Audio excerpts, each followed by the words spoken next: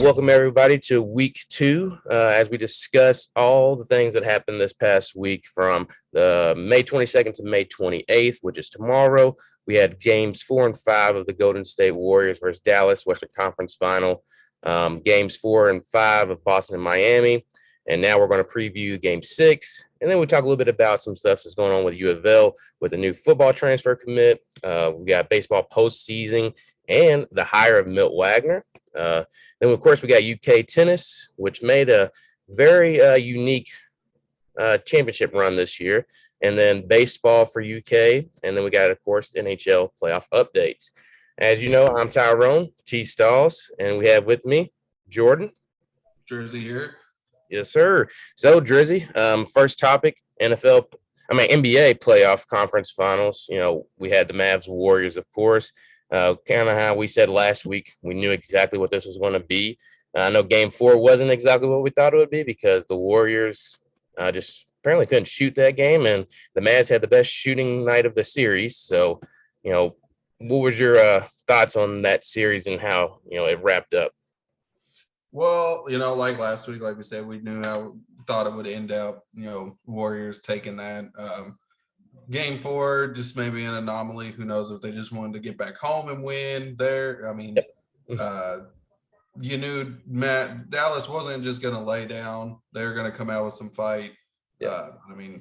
It ended like we thought it would. The Warriors kind of dominated from start to finish last night.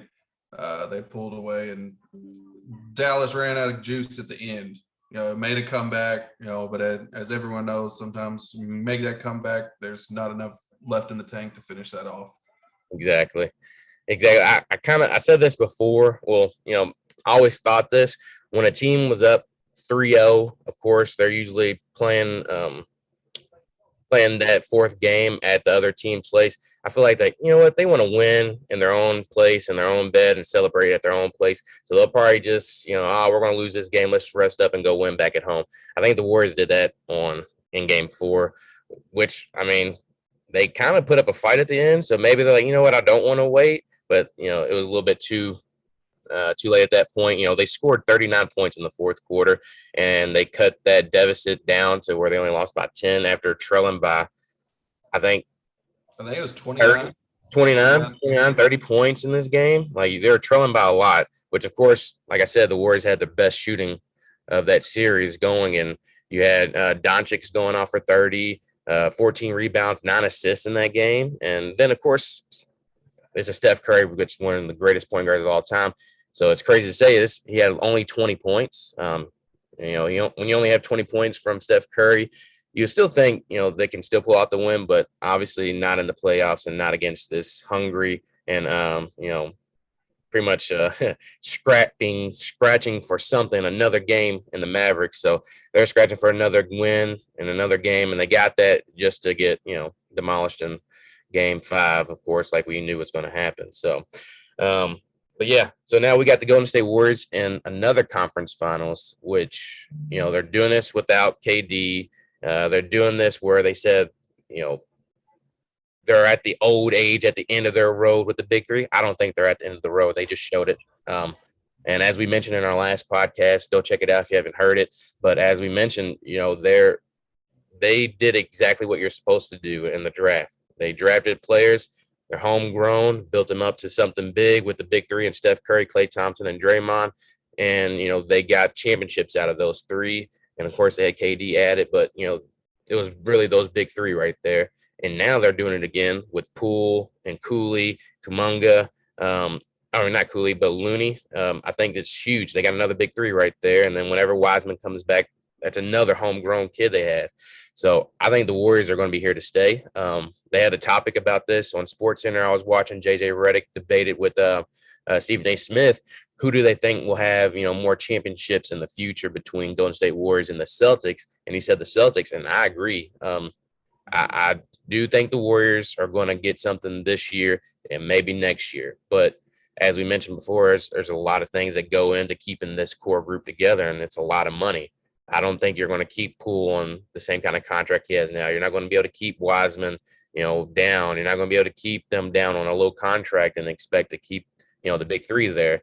And I think Klay Thompson, he may want to go do something else somewhere else. I don't know. After having those injuries and seeing Poole now become a star like he was, he may start looking elsewhere, though. What are your thoughts on that? I mean, definitely the money factor is what's going to make it tough to keep everyone around. But at some point, those guys are going to leave or slow down a little bit due to age. So maybe when that time comes, you've seen Clay come back after the 2-year break and he's playing at a high level. I think he had 32 points last night. Yeah. We're gonna see 3 to 4 years of this core group probably, and if they can keep those young guys stick around and then move them up, I mean, I think it's sustainable. There's a great system. Obviously, guys, I feel like to play for Steve Kerr Yeah. and whatnot. So I mean, that could be appealing. You don't really see too many, teams out there stacking up anymore. Mm-hmm. To be honest, like trying to get these guys to mesh together isn't really working anymore. As you see, KD and Kyrie, James Harden with Joel Embiid. They're just not met. These superstars aren't meshing together like they used to. So maybe those guys will stick around. They got a good culture, good locker room. Maybe that'll keep them in place. Yeah. We'll see how it goes. Definitely. Well, speaking on the Celtics, Miami, games 4 and 5, kind of this whole series, as we mentioned, has just been, I don't know what to think of it. You have one team getting blown out every other game to where now it looks like Boston may have control of this. And I predicted them to win the series anyways in game 6. And here we are, game 6 in Boston, 3-2 with, I think they're going to finish it off tonight. It's, Jimmy can only do so much. Health has been a big factor, but I mean, the Celtics have, Smart back in, I believe he's back in, but it's like, I think they're going to just finish it off tonight. And now they got to start getting their bodies right, start getting their mindset on like, all right, Miami's done. We're done with them. Now let's go. How we're going to attack Klay Thompson, how we're going to attack Steph Curry, how are we going to keep this going and keep our young guys thriving where you may have Williams out with a knee injury. And, what are we going to do? So I think Boston's going to finish it off tonight and get that mindset going towards the Warriors in the finals. Yeah, I mean, I picked the Heat in 7. Do I want to stick with it? Not really. Am I going to just for, just to see? Yeah, I'm still going to stick with Heat in 7. But I mean, if they come out flat in the first quarter, there's going to be no way. Like you said, Jimmy can only do so much. Bam hasn't shown up. Tyler Hero's out with a groin injury. I don't know what his status is for tonight's game. I mean, Kyle Lowry has the hamstring injury. Gabriel Vincent's played good. He stepped up when he could. Max Strus. I think actually him and Lowry went like 0 for 15 from 3 the other night. So, I mean, if they're not, those two guys aren't making shots. And, I mean, the offense is just stagnant. I feel like maybe Jimmy needs to be a little bit more aggressive with the ball, just like game 1 where he took it in, get it to the free throw line, slow the game down a little bit. Yep.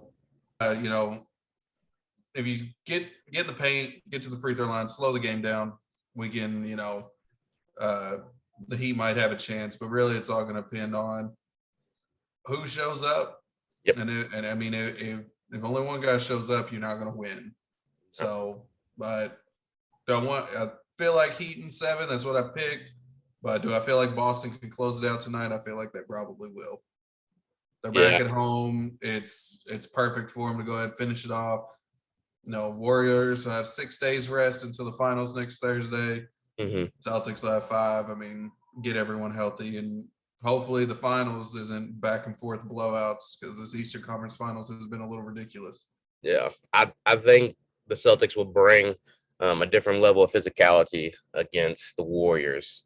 They're going to beat up on Steph. They're going to beat up on Klay. They're going to make it a lot harder to where it won't be a blowout. But, I mean, every team has tried to beat up Steph Curry. They try to beat up Klay Thompson, and that still got them blown out.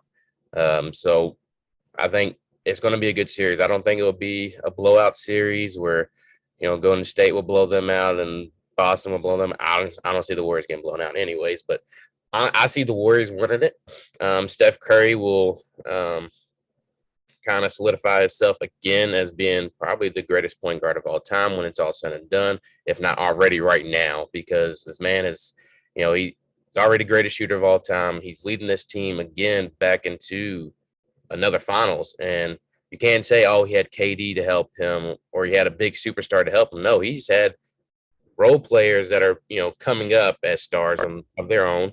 But like he's doing it. Like Steph Curry is the man that's doing it. That's why you seen, which is the first MVP given out for the Western Conference Finals, and conference finals are now awarded MVP trophies, which I think is pretty cool. It's you definitely need to reward somebody for winning their conference finals.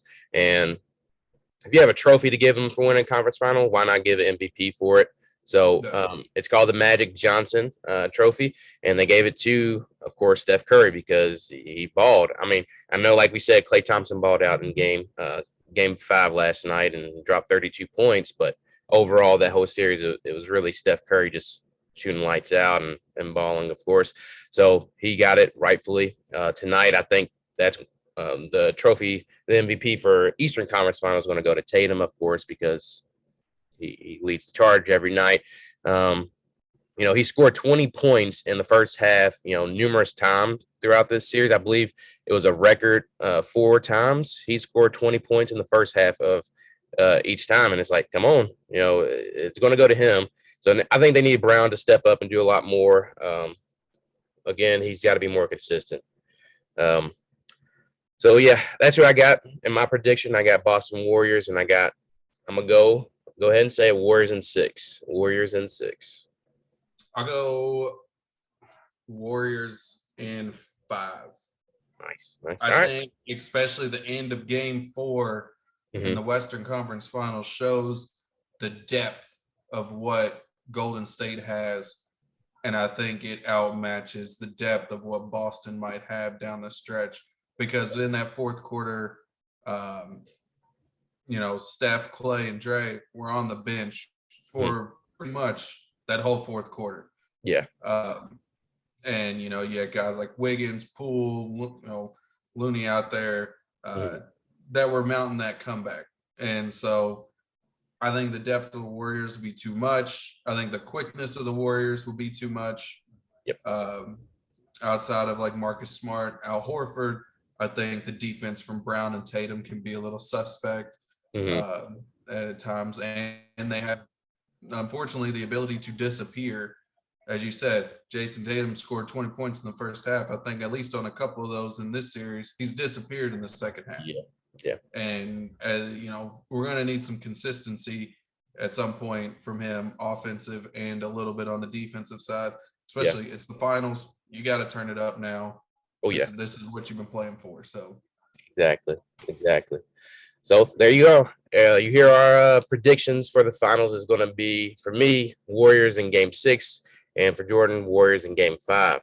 So we're going to transition over into my team, UofL. Of course, we got a big news this week with a football transfer. And Jermaine Luelle, he's a defensive tackle from Arizona State. He announced his commitment to Louisville football. This is huge because the defensive tackle position is something that we struggled with on our defense. And with the defense that we play, a 3-4 scheme, you need a big defensive tackle who can take on double team and cause havoc in the backfield. So it's huge to have him. And he's pretty solid dude. He coming from, of course, Arizona State. He had 122 tackles in his 3 seasons there. He had 20 tackles for a loss, 11 sacks, and just 27 of those total games over the 3 seasons. He wasn't a slouch. Every team wanted him. Big teams wanted him, like Florida wanted him, Oregon wanted him, Texas Tech wanted him, and then USC, which is now huge, which is you're picking California. You're picking Louisville over California says a lot. So the expectation is that he's going to be here in Louisville, and he's going to be huge for us. And we need him for that position. Like I said, all we have in that position was Des Tell, Caleb Banks, and Jared Dawson, which none of those names really stand out to me. I think Luelle will come in and be a big presence. He's 6'2", 305 pounds. That is your prototypical defensive tackle that you want for this scheme. So it's huge for us. He's going to join Mountie Montgomery, who's coming back from injury, Keetrell Clark, who's coming back from injury, and then Yaya Diaby, who I'm kind of iffy on right now. He didn't really meet the expectations that we had for him last year. So hopefully, them all together and having a new presence on that line with them will help him out, and he'll create more trouble for offenses this year. I think it's weird. Our Louisville team, football-wise, we got projected in from Vegas 5.5 wins this year, which I look at our schedule, I'd easily see 7 wins, especially our first 3 games, Syracuse, UCF, and then Florida State. I see out of those 3 games, I can see as easily being 2-1, with the only loss maybe being UCF because it's at UCF. It's going to be a hard game. But I think we'll be fine. And then other big news, Milt Wagner. Some of you, if you're true fans or just know of Louisville history, you know who Milt Wagner is, not just by the part in his hair, but he was a big-time player for us, hit some clutch free throws for us to win the 1986 championship game. He's been hired on as the hybrid director of player development, alumni relations. So similar to what our former card on the football side, Deion Branch, is doing. So it's kind of in this position, I feel like he'll be more so not on the basketball court with these players, but more so like helping them, just talking with them, and of course reaching out to all of our former players and the former alumni of UofL. And as you may know, who the number 1 recruit is for the 2023 is DJ Wagner.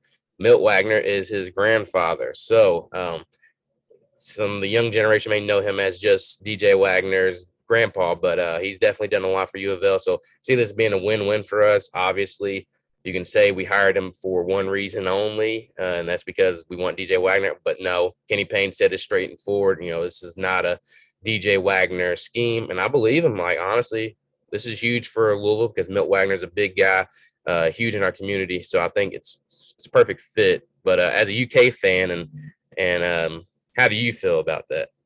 Just remember where Kenny Payne learned a little bit of coaching from, and the ultimate BSer down in Lexington. So I mean, everyone that he's alumni, he's played in the program. Yeah, you can spin it that way. Mm-hmm. You can also spin it the way that they did it for one reason only, to help get him. So now it comes down to, is Calipari's relationship with DeJuan better than Kenny Payne and Milt's relationship on where DJ ends up at school? And then, of course, it could honestly come down to wherever DJ wants to go, and they might stay out of it completely. Which is more than likely what should happen. But at the same time, we'll see what happens coming down the stretch. I'm not too worried about it. When I saw it, I'm like, well, it is what it is.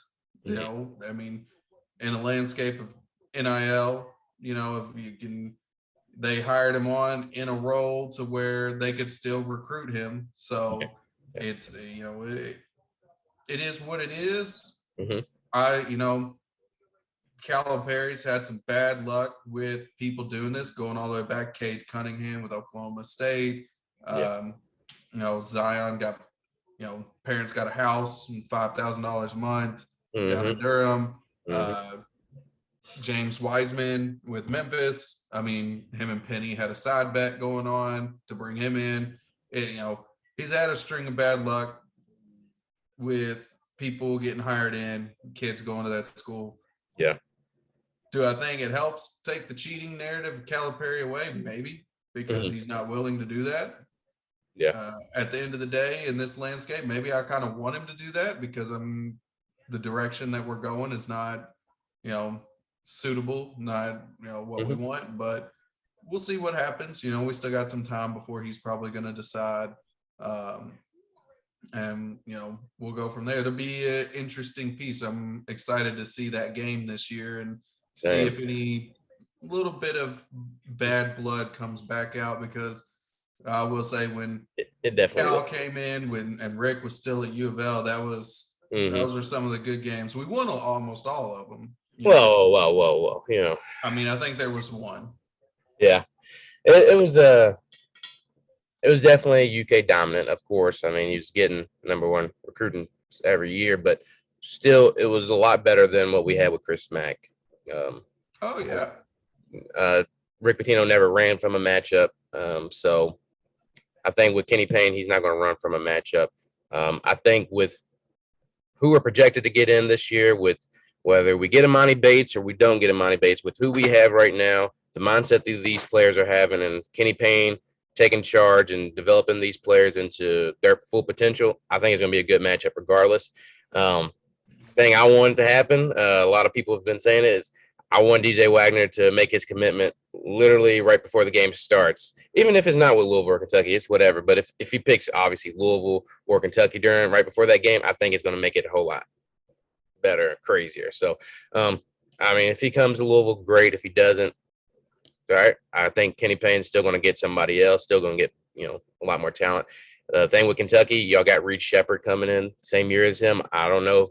I know he's a point guard. DJ is a point guard, and Reed Shepard's kind of like that shooting guard. So they may mesh well. They may be a good fit, but come to Louisville. So yeah, getting DJ Wagner would be huge for us. Definitely would be probably one of the better talents that we've ever had here. And yeah, Calipari can get him ready for the NBA, but honestly, Kenny Payne is the guy that you hear about when you talk to those former cats that are in the NBA, like Booker and Julius Randle. Like when you talk to them, they talk about Kenny Payne from their time at Kentucky. So I think with NBA players talking to them and telling them like who's the right fit for them, honestly, only DJ Wagner who's the right fit for him, and he's going to pick where he picks. I don't think, Kenny Payne picked Milt Wagner maybe just to get a little pull, but honestly, I don't see him seeing this as his big recruiting tactic because he is Kenny Payne, probably one of the best recruiters in the nation, is one of the best recruiters in the nation. So I think he knows what he's doing. He can get DJ Wagner without having Milt Wagner on our staff. I think Milt Wagner just brings another element to our team as a whole without including DJ Wagner in the conversation. So yeah, it is what it is. So yeah, let's go ahead and transition over to NHL hockey.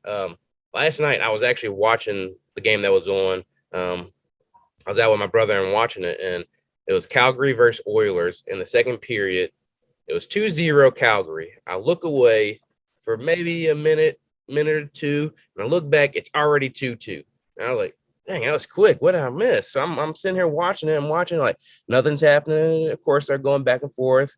And then I look away for 1 second, grab it, take a sip, look back up, 3-2 Oilers. I'm like, man, how am I missing all this action? So I know you told me what was the crazy thing that happened in the second period? I think it was 4 goals in a minute and 11 seconds of game time. And I think I missed that whole minute and 11 seconds just by blinking my eyes. And I was like, dang, I'm missing it all. But 4 goals in a minute and 11 seconds. I mean, like we said before, if you're not watching NHL beforehand, now's the time to watch because playoff hockey is probably the best hockey to watch. You got guys really going after it. I was watching it last night. Number 13 for Calgary was really he was going all out. He was smashing into people. He was being the enforcer, I believe, that game. As in overtime they end up losing to the Oilers in overtime, being 5-4. How did that end again? So in the final minutes of third period regulation action, puck snuck through Edmonton's goalie.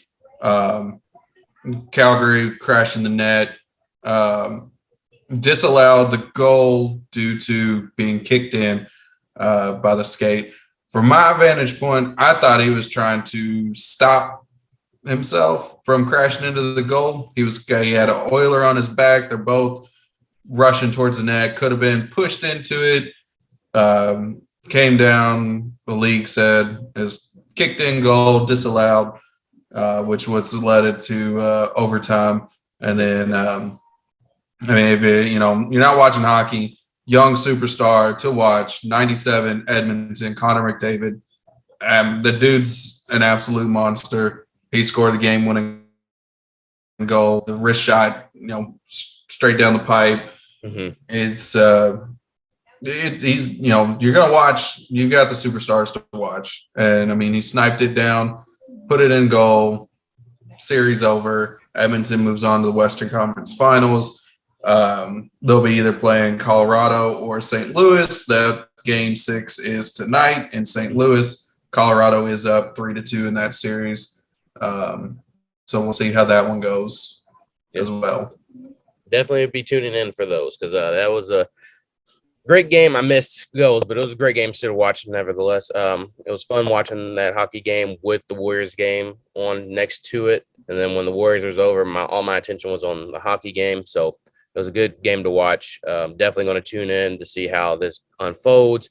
Do you have a prediction for who you think is going to win it all?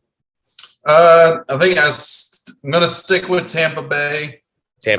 Just because they're back-to-back Stanley Cup champions. Yeah. I think they'll go for the three-peat. Really depends on who they play. I think I had Tampa Bay over Colorado in 6 games. Obviously, we'll have to see if Colorado makes it.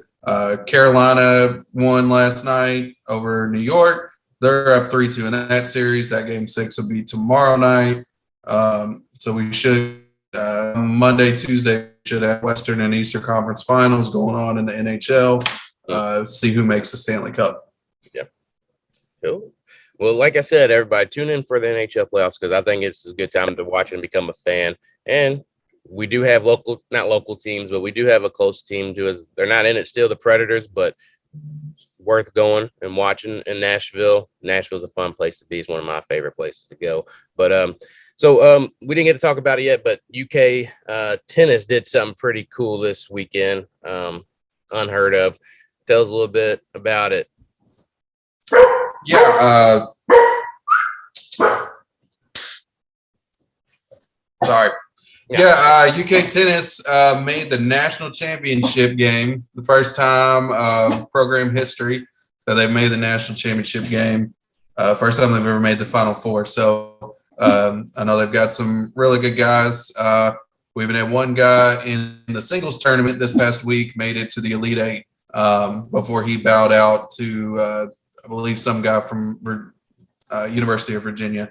So tennis doing big things, staying relevant in their respective sport. I think the final team ranking came out this week. They were ranked number 2 in the nation for the end of the year. So that was good in that regard. UK softball bowed out of the college softball World Series tournament over the weekend in Blacksburg against Virginia Tech. And then baseball is playing for their NCAA tournament hopes this weekend down in Hoover in the SEC tournament. My belief is they have to probably win that tournament to make the NCAA tournament. And they played Vanderbilt tonight or this afternoon. So, they're going to have to keep winning. They lost to LSU last night, so we'll see what goes on. But that's pretty much it for the UK news. It's been pretty slow around. I did see something yesterday, the Alabama wide receiver transfer, Javon Baker. I don't know the full story behind that one. Claiming that the Kentucky changed their mind and didn't want to bring him in. Compliance office didn't allow him to come in. We'll see what comes of that, but there's evidently something behind the scenes that they didn't want to bring in. I do think Kentucky football wide receiver room is probably a little thin. Freshman Dane Key came in from Frederick Douglass in Lexington. I've heard really good things about him. We've got a Virginia Tech transfer and Tavion Robinson come in. So I think we'll be all right, in that offensive passing attack, but it'll take a lot to, get the productivity that Wan'Dale Robinson gave us last year. Yeah, it's a lot to replace. So, Louisville's right in the same boat. We got a lot to football wise. We got a lot to do. But speaking on baseball, Louisville baseball has always been pretty good, going at least going to the College World Series. But it's been very underwhelming when it comes to the ACC tournament. We were the number 2 seed, but end up losing in the first game against Pittsburgh 6-5. We're still projected to make it to the tournament, but it would be nice to have our baseball team, go a little bit further in the ACC championship. I feel like we play the whole season and you beat these teams, and then when you become into that tournament, it's like I don't know what happens in that point. I think they said we tried a new pitcher. We tried a new pitcher in that first game just to get a new guy. I think we've had a total of 20 plus guys pitch this year. And we tried out number 21 or 20 something this week, and it kind of ended up being a loss for us, but it's all right. We're still going to make the NCAA tournament, World Series. So I believe we'll be a top 8 seed. So we'll see how it goes in Charlotte. Hopefully we can get something rolling and make it to the championship, at least Final Four. That'll be great. But our baseball programs is in good hand with Dan McDonald. Hopefully we don't lose him, because apparently Ole Miss job opening is coming up, and they're definitely going to reach out to Dan. As you know, we have an interim president with Josh as our interim AD, but he's done great things already so far. He retained Coach Walls for our women's basketball team, and then, of course, the hiring of Kenny Payne. He's done a great job. I believe he will still be the person as our AD. Hopefully he can get the job, or at least we find somebody good enough to be our AD. I think we need to go ahead and make that done. I don't know why it's taken so long, honestly. We found a basketball coach quicker. He's making the right moves. If you have somebody better than Josh Hurd, cool, get him in, let's go. But Josh Hurd has checked all the boxes when it comes to AD and what they're supposed to do. He's keeping us afloat. He's keeping the fan base knowing what's going on. He's not keeping us in the dark necessarily. He's letting us know, what's going on, without giving too much, obviously. But I think we need to go ahead and make a hire when it comes to that. So, we don't feel lost as a fan base when it comes to our athletic department. But sports wise, I feel good about all sports. I mean, I'm a little fan, diehard fan, so I feel excitement no matter what happened previously. But there's a lot of excitement around our football program with big recruits for next year, and then what we have for this year. Kenny Payne at the Rams for basketball. I'm excited for basketball. There's a lot of excitement, and having Jeff Walls back for our women's team. We're getting top recruits in, of course, for women's basketball. So I feel excited for it. Summer's here, but it feels like, we're getting all those sports rolling. So, as we wrap up this show, we're going to give a little prediction or what our thoughts are. Let me pull up exactly what I got here. So our big conversation piece. So what we want to talk about before we wrap up, if I can find it. Here it is. All right. So the big news about basketball, Indiana coach Mike Woodson came out and was talking to the media about a potential matchup between UofL, two-year thing we got going where we play at Indiana, and then they come here to UofL. I think that would be huge because this is something that should have been going on. I know Kentucky had that going against Indiana, but kind of backed out, which we don't know why. It's okay. Louisville did it in basketball this year against Kentucky, but I think this would be huge. It's a good thing to do.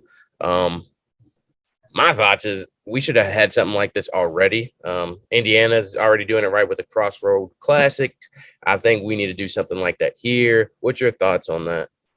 I mean, yeah, I read a little bit into, obviously ever since Kentucky lost in Indiana in 2012, the court storming, Calipari's not going, he's never going to go back to Assembly Hall. It's just not going to happen. He's offered to do neutral site, I think in Indianapolis and Louisville. Indiana's stuck on home and home. Calipari's stuck on neutral site. It's not going to happen while he's here, And honestly, if we're, looking at it, it might not even be worth it for Kentucky to have, that game on the schedule. You've already got every year you play Duke, Michigan State, or Kansas. Yeah. The CBS Classic, you either play UNC, UCLA, or Ohio State. Mm-hmm. We've got Louisville on the schedule. There's a bunch of commitments to high major teams that are already on the schedule. When I looked at it, it said, and then with the 18 SEC games and the quality of the SEC as it is right now, it leaves you 8 games to, kind of get some wins under your belt and do some, coaching strategy and stuff like that. So yeah, we'll see what. I don't think anything will come of it. But it's one of those things that just doesn't it doesn't benefit Calipari, doesn't benefit Kentucky at the moment to do that. So, do I think it would be good? Yeah. I like beating Indiana every year. Like I like beating Louisville every year. But it is one of those things where I just don't see it happening unless it's on a neutral site. Yeah. I think it would be huge just for the community. It would be huge for Kentuckiana. And as I say, Kentuckiana, I think in Kentucky, we have King of the Bluegrass. So having a tournament like that for our high school teams, and Indiana already doing the Crossroads Classic for their college teams, why can't Kentucky, all the teams in Kentucky do something like that? We have, of course, it's Louisville, Kentucky as our big programs, but we still have WKU who can make some noise. We still have EKU who's coming up. We have Murray State and Moorhead. Why not have, all of us play one of those teams? We play Kentucky always every year, so it's already, put in there. But, I mean, why not work a way to where we can get the champion of Kentucky after they play, each other, and then play against whoever wins the Crossroads Classic in Indiana. And we mesh. We hit somewhere. We go play somewhere, a neutral site. We'll keep a neutral site to help out with Kentucky want to do it and Calipari want to do it. And we have that King of Kentuckiana. I think that would be awesome. As a fan, obviously, you want to see the best talent play the best talent. I get you want those warm-up games, but usually you want to cut that to like 4 or 5 games and then go into something else, but go into, your hard games, of course. But I think this is something that we can squeeze in. I think it's possible. So, but yeah, that's what my thoughts are on that. I think King of Kentuckiana sounds cool too. It's maybe a thought for UK to consider it. But yeah, so as we wrap this up, like I said, any final predictions for conference finals? As we said, I got the Warriors in game 6. Jordan has them in game 5. I think NHL wise, I'm gonna go with you. I think the Lightning are gonna win. Tampa Bay's gonna win it. Get that 3-peat. Baseball, UofL baseball, I got us maybe winning that first series in the college playoffs, and hopefully we can keep it going. But I haven't seen much else.